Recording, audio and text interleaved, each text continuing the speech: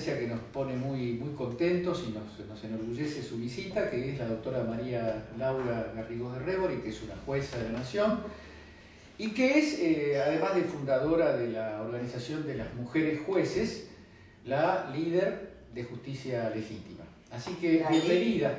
Soy la presidenta. La presidenta. De Justicia Legítima, la líder. Pero eso es un prejuicio jurídico. No, lo que pasa es que no. Es el líder. No, allí son muchos los líderes de Justicia Legítima, hay grandes cabezas. Bueno, en principio, gracias por la invitación. Bueno, y yo gracias por haberme aceptado en Justicia Legítima. Bueno, a ver, hay muchos líderes en Justicia Legítima, pero soy la presidenta de Justicia Legítima porque, qué sé yo, porque a lo mejor mis compañeros pensaron que soy más apta para comunicarme con las radios, porque atiendo el teléfono a las 7 de la mañana, por muchas de esas cosas, y porque no pude decir que no. Yo creo que esas razones son atendibles y yo podría enumerar unas cuantas más. Yo podría enumerar unas cuantas más, pero la dejamos como vos prefieras. María Laura, siempre nosotros en los diálogos tratamos especulativamente de entrar a aquellos temas que entendemos que nuestro interlocutor nos puede aportar la riqueza que estos encuentros buscan. Estos encuentros están pensando en temas de la agenda política central, de la coyuntura, pero también de más largo alcance. Hemos tenido dirigentes sindicales, dirigentes políticos, dirigentes de organizaciones sociales. Estamos recorriendo un amplio espectro. De tu espectro estuvo Raúl Zaffaroni, tuvimos en lo de Raúl Zaffaroni, pero yo quería entrar de lleno a una propuesta de que nos digas cómo ves esto que, y te voy a proponer una forma de mirarlo y vos dirás si estás de acuerdo o no, parece ser como un capítulo nuevo dentro del proceso abierto en 1983, ¿no? Un proceso donde votamos, donde tenemos representantes, donde hay libertades de diferencia de opinión, después vamos a ver en cada caso cómo estamos, ¿no? Pero hay una serie de personas con las que vengo conversando que dicen que hay algo así, se insinúa algo así como un cambio de régimen, como una forma de gobierno que ya no es estrictamente la misma que asumió en el 83. Accediendo al poder por medio de los votos y una derecha eficiente, además. Mientras veníamos para acá, veníamos hablando de eso. Es la primera vez que tenemos esta experiencia. Y esto se está notando a todo lo ancho y lo largo de la institucionalidad, porque al mismo tiempo que no hay un respeto a la institucionalidad como debiera haberlo, me parece a mí, esto por algunos ejemplos que podríamos tocar, por ejemplo, Milagro Sala, una diputada del Parla Sur con fueros, detenida sin razón que justifique esta detención dentro del marco jurídico procesal, que además nos está poniendo en la boca, digamos, nos está exponiendo internacionalmente y nadie parece conmoverse por esto. Hay un desprecio a la institucionalidad y entonces tendríamos que pensar que esta es la forma de gobernar que tiene el ala más derecha del espectro democrático. Si esto es así, ellos ponen en jaque, me parece, la estructura democrática sobre la que nosotros veníamos pensando como república, como Estado democrático. Me quedé con una palabra, la palabra eficiente. Sí, son eficientes. Pero quisiera que los pongas un poquito no sé si viste ese video de Bullrich diciendo, era Bullrich creo, nosotros proponemos 11 cosas o 12 cosas y entre tanto apuntamos a una. Al menos en materia judicial está pasando una cosa por el estilo. Y no solamente en materia judicial está pasando eso. Todos los días uno abre el diario y estalla una bomba. y bueno, no das abasto para reponerte y para afrontar. Es decir, una buena relación entre fines e instrumentos, fines y medios. Exactamente. Los fines se consiguen sí o sí, a como de lugar. Exactamente, y han encontrado la forma. La imposibilidad de respuesta, no te dan respuesta posible las otras fuerzas políticas. No llegan a armar discurso, a conformar estructura para responder a todos estos requerimientos. Ahora, por ejemplo, en materia de Poder Judicial, que es lo mío y más o menos lo que yo puedo apuntar. Ha habido cambios importantísimos en materia de Poder Judicial y nadie ha salido a decir nada. Nadie ha salido a decir, cuidado, porque acá con apariencia de mejorar la justicia se está provocando un cambio del que después no vamos a poder ver. Por ejemplo, ¿por qué no lo ilustras? Por ejemplo, la ley de flagrancia. Cuando este gobierno empezó a gobernar, tenía que poner en práctica y empezar a regir el Código Procesal Penal Acusatorio en el sistema federal. Es una vieja aspiración, digamos. Todas las provincias son los encargados. Exactamente, todas las provincias argentinas tienen un sistema acusatorio, todas las provincias argentinas lo tienen, hasta Santa Fe, que era la más lenta, también lo tiene ahora, y el sistema federal sigue siendo un sistema mixto con los jueces que investigan y los fiscales que acusan, pero realmente las partes se equilibran y adquieren el mismo nivel, la misma proporción, la misma posibilidad de incidir en el proceso recién en el juicio. En la etapa instructoria, el juez también trabaja investigando. Así que el imputado tiene dos acusadores prácticamente. Uno, el fiscal, que es el acusador, y el otro, el juez, el que lo tiene que juzgar. Esto es una rémora de la Inquisición española que nosotros copiamos de un código español que cayó en desuso cuando lo estábamos copiando y lo seguimos manteniendo, digamos. Esta estructura judicial tiene más de 2 siglos y medio. Ahora, eficiencia que incluye... Bueno, la eficiencia no incluye el hecho de que los fines sean buenos, estamos de acuerdo, estamos claros en eso. Ahora, esa eficiencia incluye la capacidad de formar mayorías en el Congreso en condiciones en las que teóricamente la gente ha votado por otra cosa. Ahí vamos. Este código tenía que empezar a regir en marzo del 2016. Estaba a cargo de una comisión bicameral presidida por el senador Urtubey, que no es un senador. No fue votado para que apoye las cosas de Macri. Fue votado para... Supuestamente no, ¿no es cierto? Sin embargo, a partir de diciembre se fueron ralentizando los procesos de puesta en vigencia y finalmente se suspendió la puesta en vigencia del código, entre otras cosas porque nosotros no contábamos con micrófonos suficientes para grabar las audiencias, no contábamos con salas de audiencias para grabar las audiencias.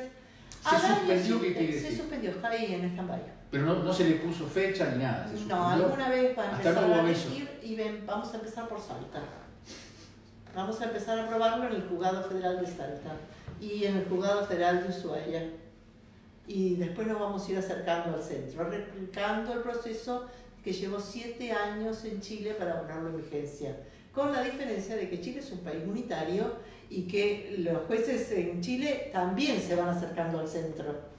Digamos, se ordenan. A medida que van ascendiendo, van llegando a Santiago. Con el sistema federal que tenemos una organización diferente, aún de nuestra justicia federal. Bueno, no importa. Lo suspendieron con estas explicaciones. No había elementos, era muy costoso, había que capacitar a la gente. Claro, que todo el resto de las provincias argentinas rige un proceso como esos, además.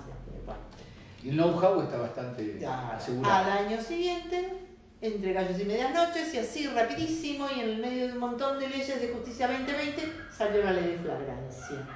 Y ahora toda la flagrancia se hace oralmente, con micrófonos, con salas de audiencia, las mismas que teníamos, o que no podíamos tener para poner aquel código en funcionamiento. ¿Y qué significa la ley de flagrancia? En un mes hay que llegar a sentencia de los hechos cometidos en flagrancia. ¿Cuáles son los hechos cometidos en flagrancia? Es improbable que las estafas sean hechas en flagrancia. Los hechos en flagrancia son los delitos contra la propiedad. Así es. De resultas de esto, como hay que hacer audiencias a las 24 horas de la detención y resolver la situación y pasar a juicio y en un mes tenés que tener sentencia, ha habido una aglomeración, como que chocó la justicia instructoria. Están en estado de crisis total. ¿Eso no está basado en un concepto más publicitario que jurídico? En parte, pero son eficientes. Porque yo creo que la publicidad es una de las eficiencias más importantes. Son eficientes para el hurto y el robo. No son eficientes para las causas complejas. Porque son las que tienen que ver con cierta clase. Donde hay que tener, además de eso, necesitas recursos intelectuales, investigación, trabajo más profundo, no se pueden hacer en un mes, pero como tenés tanta urgencia de cumplir con los términos de la flagrancia, las otras van quedando relegadas y van camino, en muchos casos, de la prescripción o de la falta de prueba suficiente. Y entonces están convirtiendo a nuestra justicia penal en una justicia de hurto y robo. Eso ahora, sí, eficiente. La masa de esto además pasa por una... Es fácil de ver. El Poder Judicial hoy, y vamos entrando en el tema que seguramente vamos a... Más o menos lo mismo pasa con la justicia laboral. Ya que estoy... Engancho con la justicia laboral. Tenemos un 30%, en laboral hay un 30% de vacantes en este momento. ¿Que se cubren cómo? Con el juez de al lado. El juez de al lado hace su trabajo y el del juzgado de al lado. Se planea el traspaso a la justicia de la ciudad, que es una vieja aspiración de la ciudad de Buenos Aires tener su propio plantel de justicia. Y no es cerrado, ¿no? Digamos, un Estado necesita tener completos sus tres poderes.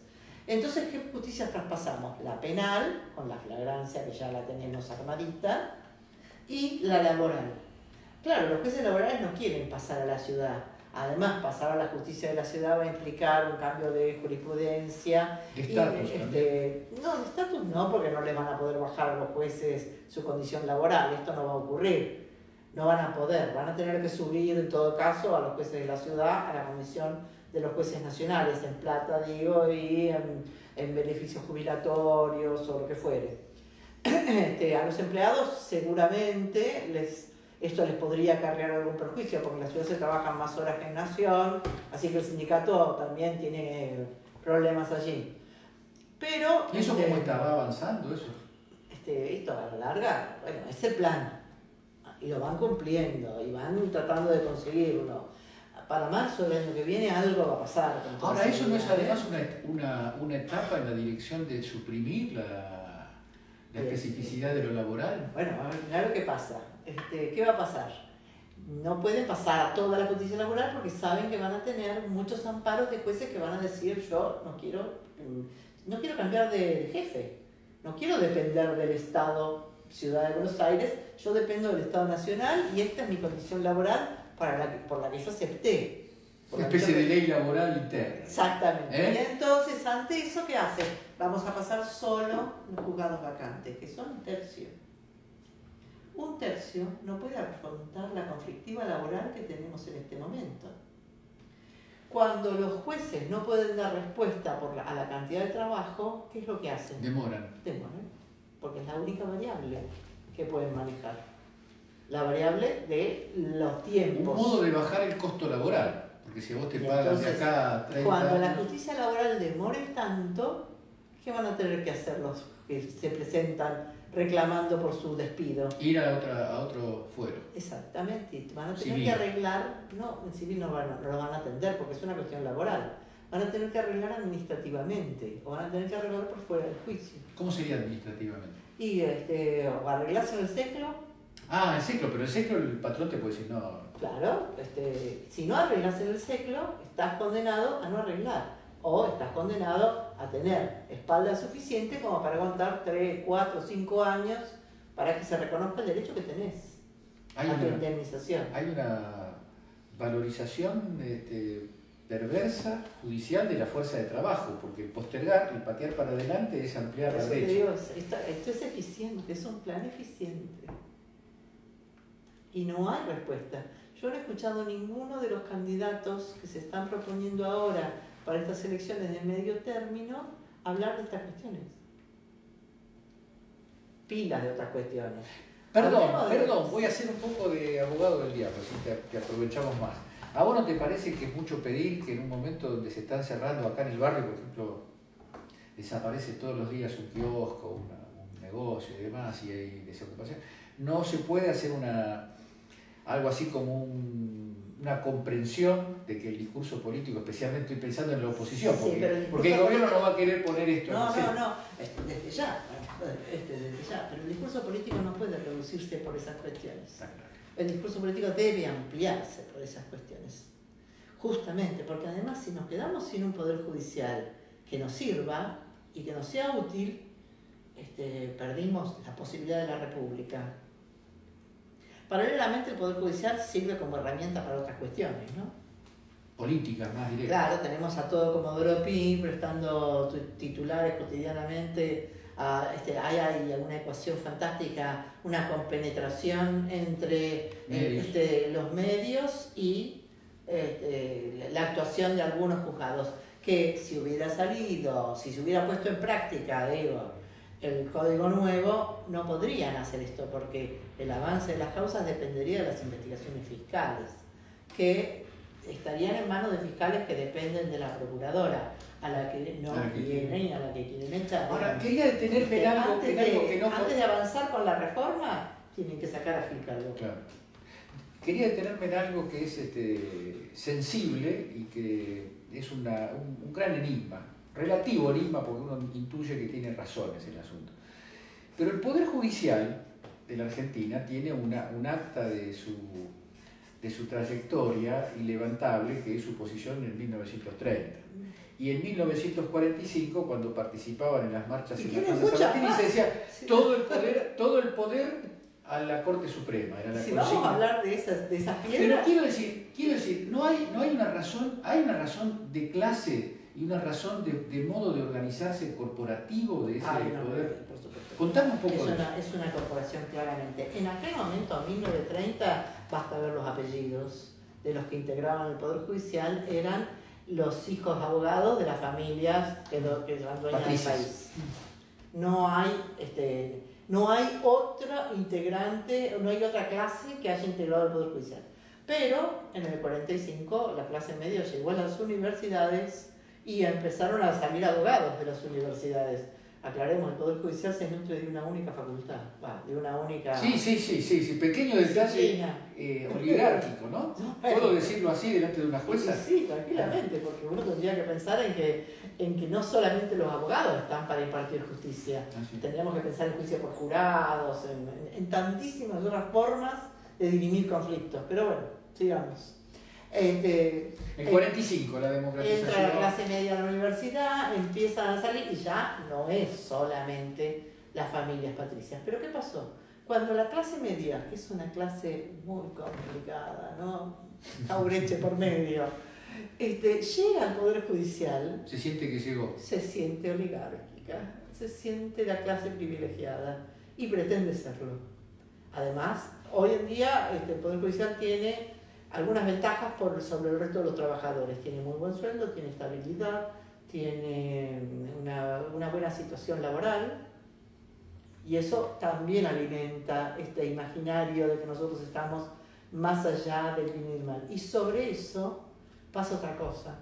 Los jueces somos respetados como el Consejo de Ancianos, porque si no mantenemos la ficción de que tenemos autoridad para resolver sobre la vida de la gente, ¿cómo hacemos para seguir manteniendo un poder judicial que dirima conflictos?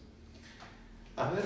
Es complicado, ¿no? No, estoy pensando en eso último que dijiste, porque hay una especie de constitución imaginaria de una especie que es un poder por encima de los poderes.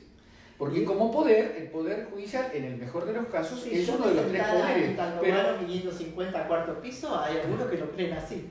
Pero además el Poder Judicial tiene la capacidad, yo creo que es una interpretación retorcida hasta de esta Constitución, no hablemos de lo que sería un régimen como el que creo que debería haber. Porque cuando el Poder Ejecutivo envía en los últimos años una serie de propuestas de reforma, se lo llamó democratización del Poder Judicial, es la propia cúpula del Poder Judicial la que determina que eso no está acorde con la Constitución. Eso es un problema constitucional gravísimo, ¿no? Sí. Porque es un poder que puede juzgar lo que hacen los otros poderes. Y así mismo. Y decide su límite, su cerco. Hay que pensarlo todo de vuelta. Hay que pensar en un poder judicial horizontal sin esta dependencia jerárquica. Hay que pensar en una forma de resolución de conflictos distinta. Hay que pensar en la inclusión del ciudadano en las resoluciones de los litigios. La electividad del Poder Judicial es delicada. Por ejemplo. Ahora, ahí viene el argumento de la derecha, es que eso es politizar la justicia. Bueno, y no es política la justicia. Bueno. Claramente lo es. Claramente lo es en el sentido más grande de la palabra. No sé si también política partidaria debe serlo, pero no es. No debería serlo, pero no es lo que está en cuestión. La política de justicia es un poder del Estado y como tal ejerce parte de la política del Estado. Se rige por los valores del Estado, ¿no? Y debe. De hecho, a ver, la Plaza de los Pañuelos Blancos mostró claramente que la Corte había errado en su cálculo político. El 2 por 1, ¿no? En el 2 por 1, ya que hablamos de cálculos. Como dice Mayer, ahora que me quieren hacer multiplicar. Ahí le falló la eficiencia, me parece. Les falló el ojo político, ¿no? No midieron su condición de órgano político. La Corte Suprema es la cabeza de un poder y como cabeza de un poder es el que dirige la política de ese poder. Y no midieron cuál era el momento en el que estaban haciendo. No calcularon la insubordinación, ¿no? 20 años atrás lo hubieran podido hacer probablemente sin inconvenientes. Hoy no. Y esa diferencia es política, ¿no? Y esa es una diferencia política que tiene que ver con el nunca más y que tiene que ver con los juicios de lesa, con lo que apareció de esa vida que no se conocía con los juicios de lesa. Porque los juicios que se hacen hoy tratan lo de ayer y lo actualizan para mañana, ¿no? Y esto pasó cuando hicimos los juicios de lesa respecto de lo que había pasado y creamos una base fundante para el futuro. Creamos, la sociedad argentina. Sí, la sociedad argentina, No el Poder Judicial. La conquista de la sociedad argentina. A mí me pareció muy interesante ese proceso. Si uno se sienta a estudiar los resultados y las implicancias de los juicios de lesa humanidad, abrieron una rama diferente. No me quiero quedar, retrocedo un par de pasos atrás, porque yo mismo reconozco como una complejidad, y quería conocer tu opinión. El problema de la electividad está sustentado en que se trata de hay que pensar en los sistemas. Porque el problema que no pudo resolver el proyecto no podía resolver por las relaciones de fuerza política en las que estaba, digamos, eso lo dejo aparte. Claramente. Pero el problema de la función de los partidos políticos en esa elección es un problema. Porque es un problema relativo, porque de hecho los partidos políticos o los grandes bloques políticos influyen en la vida del Poder Judicial y en gran medida ¿Cómo no van a influir? Los jueces los eligen los otros dos poderes. Y los otros dos poderes provienen de la elección política. De manera que hay incluso quien dice que los jueces son una elección en cuarta generación, ¿no? Claro. Que son electos por no en tercera vuelta, sino por cuarta vía. Pero igual eso aleja al pueblo de la decisión. Claramente no somos el poder legislativo, que es el poder popular esencialmente, claro, ¿no? Claramente. Además tenemos vitalicios, además somos pocos, además venimos de una única rama, de una única profesión, que nos formatea la cabeza de una única forma, ¿no? Porque en general las facultades tradicionalmente han tenido una misma matriz en cuanto a estudio, en cuanto a programas de estudio, y han formateado a todos los abogados más. ¿Esa matriz que es conservadora? Sí, es el parte conservador. El derecho de propiedad es el derecho más importante. Pero eso porque nadie se acuerda que el derecho de la vida está por ahí también. O el derecho a la libertad. Pero ese margen lo deja la propia Constitución, ¿o no? La Constitución lo deja, pero no está así en nuestras leyes. Pero el sentimiento es... Bueno, y por eso tenemos tanto reclamo por el derecho a la propiedad. ¿Y las facultades de derecho nuevas? Las facultades de derecho nuevas están creando otras cosas, están apareciendo otras cosas. Está apareciendo el abogado con alguna otra implicancia. El abogado con implicancia social, con implicancia sindical, con implicancia del sistema de salud. Hay muchas otras ramas donde el derecho tiene que intervenir. Todavía no se expresa eso, ¿no? No, todavía no aparece, porque el derecho es la regla del juego. No hay 2 chicos de 3 años que se pongan a jugar que no establezcan su regla del juego. No podemos vivir sin derecho en ninguna de las actividades. Y la complejización de la sociedad lleva a la complejización del derecho y abre todas estas nuevas visiones. Y si me permitís ir otra vez para atrás, pensando en el 83, también podemos volver a la elección, pero yo decía, pensando en el 83, ¿no hay un proceso de quedarnos sin derecho, tomando hoy el punto en el que estamos desde el 2015? Porque esta etapa democrática del 83 hasta acá nació como una gran recuperación del Estado de Derecho, como una gran recuperación de la democracia. Uno puede establecer 1000 críticas. No soy tan apocalíptica, no quiero pensar que nos vamos a quedar sin derecho, no quiero pensar que vamos a llegar a eso, que es la anarquía total. Quiero pensar que vamos a encontrar la forma de salir de esto. Pero ves un riesgo. Sí, por supuesto, porque vamos digamos, hay una falta de institucionalidad que puede afectar a los grupos dominantes, que depende de los grupos dominantes y que afecta a los grupos dominados. En algún momento esto va a significar una quita de derechos, una restricción de derechos. Bueno, el derecho a la vivienda, el derecho al trabajo, el derecho al agua potable, el derecho al gas y a la electricidad, se siguen aumentando las tarifas. Ayer veía el problema de estos cosas nuevos que te están poniendo, que te miden la electricidad y si no lo pagas antes... te lo cortan en el medio de la... Te quedás sábado y domingo sin luz.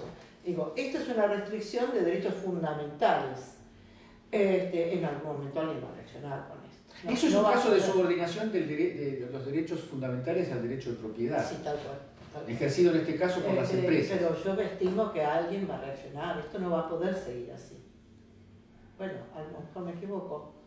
A lo mejor yo estoy muy setentista. No, lo que digo yo, recogiendo cosas de colegas tuyos incluso, es que quizás hay algo que ya uno puede caracterizar como un hecho, no para situarse en el lugar apocalíptico ni pesimista de que ya es un hecho consumado, pero hay cosas que perdimos, digamos. Vos me estás diciendo,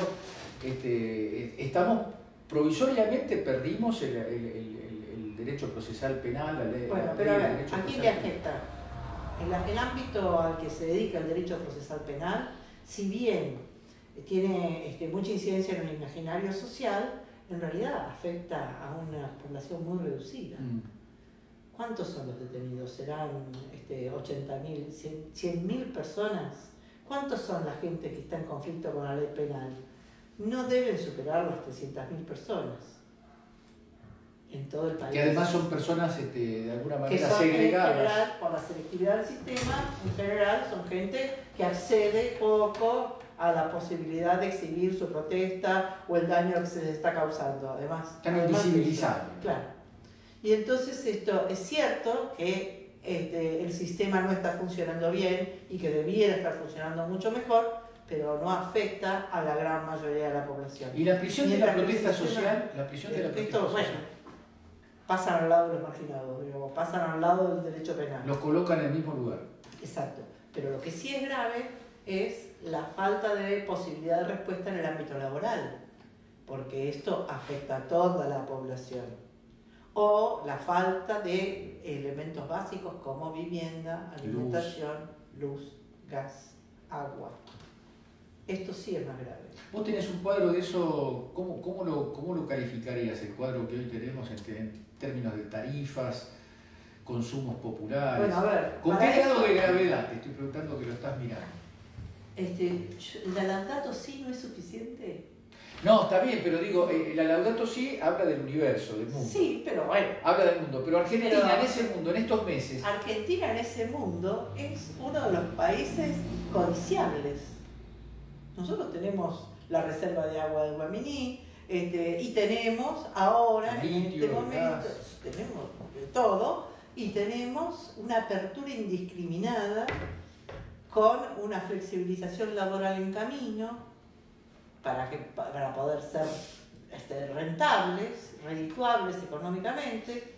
O sea, somos apetecibles. Esa probablemente sea una ley de leyes, porque yo creo que si todo esto tiene un sentido es la apropiación, ¿no?, de una parte mayor del excedente por parte de los de arriba, ¿no? En el sentido general. Que Latinoamérica está destinada, o se pretende ese destino en el concierto mundial para Latinoamérica, y no es casual que acá en Brasil y en Venezuela ahora probablemente estén desarrollándose las mismas políticas. Exacto. ¿No? Eso. El lío que está pasando ahora en Venezuela no es casual.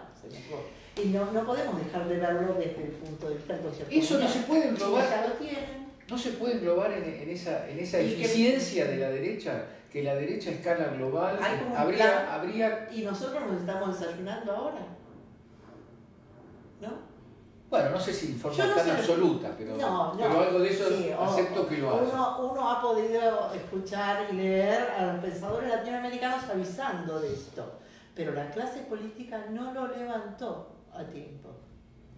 La clase política, vos hiciste a tu manera, en el escaso tiempo que estamos acá, una radiografía de la clase judicial, la clase política, si uno la desmenuza históricamente, tiene muchos puntos de contacto, tiene mucha autopercepción de clase privilegiada. Estoy hablando en términos muy generales y visto así un poco injustos para una parte del sistema político que actúa de modo cualquier generalización lo es, y cuando yo hablo así del Poder Judicial, espero que todos mis colegas no se sientan aludidos y pretendan que están ofendidos conmigo. Pero son procesos análogos, ¿no? Sí, bastante parecidos. En el Poder Judicial es mucho más evidente porque es más clausus, ¿no? Está más enclaustrado.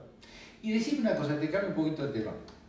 Justicia legítima, ¿cómo la estás sintiendo en este momento? Con toda la ofensiva. Hemos pasado de todo, hemos pasado de situaciones. Ahora estamos presentándonos ante la Comisión Interamericana pidiendo que nos den una audiencia temática para tratar la forma en que el poder político agrede a alguna clase de jueces. Que en realidad, a nosotros nos agreden claramente, el presidente habla en contra nuestra, los medios de mayor circulación nos presentan como si fuéramos el enemigo público número uno, pero no es por justicia legítima que lo hacen. En realidad ninguno de nosotros puede atacarnos en forma directa porque no dejamos flancos para que nos ataquen. Somos buenos en lo nuestro, en general tenemos nuestro trabajo al día, así que tienen pocos flancos. Lo que está buscando a través de eso, nos parece a nosotros, es disciplinar a todo el Poder Judicial. No levantes la cabeza, no protestes, no digas nada porque te vamos a escrachar en los diarios. Te vamos a estigmatizar ahí, te vamos a colocar ahí. Te vas a convertir en el enemigo de tu clase, el enemigo de tu grupo. Y entonces, si disciplinan al Poder Judicial y lo convierten en un Poder Judicial obediente, va a ser imparable. Ahora, no vas a tener un solo juez que te dé una cautelar por tarifas. Por ahora estamos resistiendo bien en eso, sí, ¿no? Bueno, pero van para eso. Con mucho riesgo. A todos los que asoman un poco la cabeza, les pasa algo. Y esto no es tan programático, esto está pasando. Ahora, hay un mapa de lo prohibido, de lo estigmatizado muy, muy nítido, porque la justicia está concentrada, ese estigma está concentrado en justicia legítima. Ahora, en la política es kirchnerismo. Sí. En los medios de comunicación, hace la asimilación, ¿no?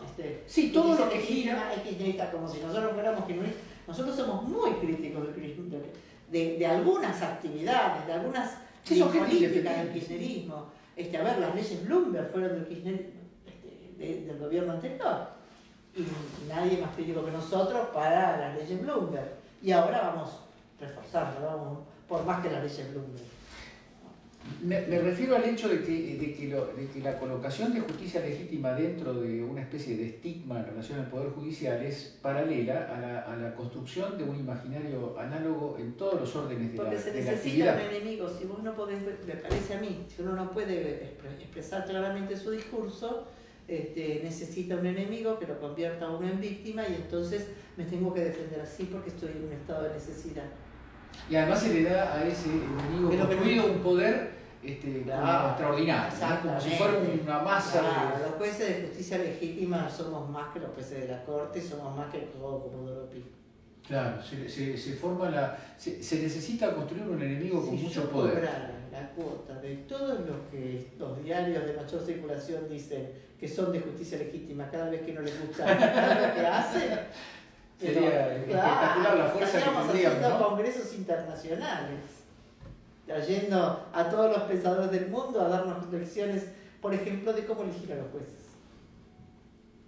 Ahora, en medio de esta situación a pesar de tu equilibrio para medir la valoración de las cosas, que me parece muy interesante, sentimos que todo esto, creo que informalmente hablábamos, sentimos algo muy fuerte, de que algo muy fuerte está ocurriendo, tenemos la sensación de que algo muy fuerte que está ocurriendo. Es un cambio, se nota, si uno lo ve en la cotidianidad, bueno, hoy te aumentaron la luz, mañana aumentó el transporte pasado y la vas llevando, vos seguís viviendo. Pero si uno abre el ojo un poco más y empieza a mirar lo que está pasando en la región, en el país, en la región, es para temer, porque esto parece un plan orquestado, yo digo la Laudato Si, no me parece que la gente que diseña la política de las encíclicas del Vaticano esté desatenta a los procesos mundiales. Esto es un proceso mundial. Están hablando de eso, en realidad hablan de eso. Ahora, ya que hablas de la Laudato Si y se podría decir de la Evangelium Gaudium, de la acción general pastoral. Como viene con sí. todo lo ecológico, me parece que muy es completa, muy completa. Muy completa y muy precisa en el diagnóstico, porque es un acta de acusación al poder económico financiero como no hay en ningún discurso de izquierda, digamos. Exactamente. Y con un peso bueno, me parece que se apoya en la realidad absoluta, digamos, no hay ni siquiera un atisbo de exageración, claro, nada. Claro. Ahora, nada. Por eso es muy buena, realmente... Si uno se coloca en el lugar de la esperanza, que finalmente es el lugar del mensaje papal. La esperanza, papal. porque si hay gente que es capaz de ver esto y de expresarlo de esta manera, este discurso tiene que poder transmitirse. O sea que hay que hacer un gran movimiento.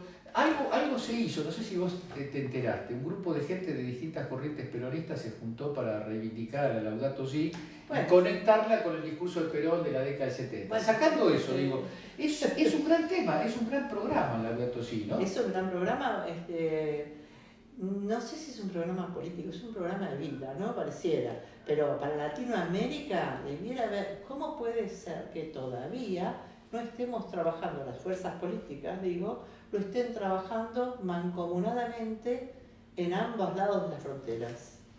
¿Por qué no hay una... Ese es un gran tema, una familia, ¿no? ¿Cómo puede ser que Brasil y Argentina, donde hay corrientes políticas afines, muy afines, con los mismos problemas, no estén trabajando de consumo? Ahora se está trabajando, se está trabajando de una forma todavía muy desarticulada, muy espasmódica, pero yo me acuerdo de las iniciativas que armó Forter, en donde se juntaba gente, incluso no solo de América Latina, sino de Europa. Ahí eso se cortó, porque después vino lo de Brasil. Pero es que eso es, allí se sentaron a pensar y se dieron cuenta de que era necesario seguir pensando en conjunto. Yo digo acción en conjunto, claro. Porque por otro lado, las acciones que los partidos que están en el gobierno en Brasil y Argentina están tomando parecen orquestadas como programa. Se avanza un paso en Brasil, se avanza un paso en otro sentido en Argentina, otro paso, y después cuando vos tengas semejante ley de flexibilización ya consolidada en Brasil, ¿cómo vas a hacer para mantener un empleo sostenible con todas nuestras ventajas desde el punto de vista del derecho laboral en Argentina? ¿Cómo vas a producir algo? Resumiendo sería asumir la articulación de las fuerzas populares de la región con el programa de Laudato Si. ¿Es una lista? Sí, yo pienso eso, pienso que Paraguay tiene que ser incluido necesariamente, que también hay que coordinar con gente de Chile y hay que pensar incluso en una justicia, en un sistema judicial de la región, porque las implicancias económicas de los fraudes económicos y de los delitos que transponen las fronteras no se resuelven dentro de la justicia nacional, hay que expandirlo. Volvamos un minuto al tema de la electividad y al tema del el problema que son los partidos políticos como forma de esa electividad para el Poder Judicial. Bueno, a ver, digo, pensar en jueces políticamente partidarios. Y sin embargo, se podrían elegir desde otro punto de vista. Hay que pensar en el sistema. En Bolivia, para hacer la elección de la Corte, ¿qué hicieron? Tomaron un examen, o invitaron a la gente a presentarse en un concurso de antecedentes y de oposición. Tomaron el concurso, tomaron la oposición y con eso conformaron una base. Y sobre esa base, el Consejo de la Magistratura salió a publicitar los currículums y se los entrevistó en la tele, en los diarios, la gente los conoció, pudo evaluarlos y después se ofreció eso en una votación sin intervención de las fuerzas políticas. ¿Cómo se organizó eso? Una votación nominal. Con nombre. Sí, con el nombre. De 100 y pico que se presentaron, Lo que pasa es que la Constitución argentina obliga a que todo lo que es electoral pase por los partidos políticos. Ese fue el argumento de la inconstitucionalidad. Bueno, es cierto. Se puede cambiar la Constitución. Se puede cambiar la Constitución. Pero se pueden pensar en sistemas de elección. Claro. O se puede pensar en otra cosa, se puede pensar en que los jueces tienen que rendir cuentas de sus gestiones periódicamente y entonces someterlos a reválida, por ejemplo, con consulta popular, digamos. Por ejemplo, o que rindan cuenta de la gestión públicamente, que sea una verdadera rendición de cuentas, o que tengan que demostrar que se han ayornado, y porque un cargo vitalicio tiene el riesgo de que la gente después duerma en el asiento. ¿Y tienen que ser vitalicios? Podrían no serlo. Podría ser revalidar periódicamente cada 7 años, cada 10 años, revalidar tu cargo. Y que la revalidación pase por la consulta, ¿no? Con el pueblo. Por ejemplo, que sigue siendo el mejor para este cargo. Bueno, María Laura, te agradecemos infinitamente. Llegó el momento de terminar con esta hermosa conversación. Bueno, muchísimas gracias. Para mí un placer. Bueno, yo hablé todo. Así que... No, yo sentí que conversamos los dos y estoy fascinado. Es una hermosa experiencia. Bueno, muchas gracias. Gracias por la invitación.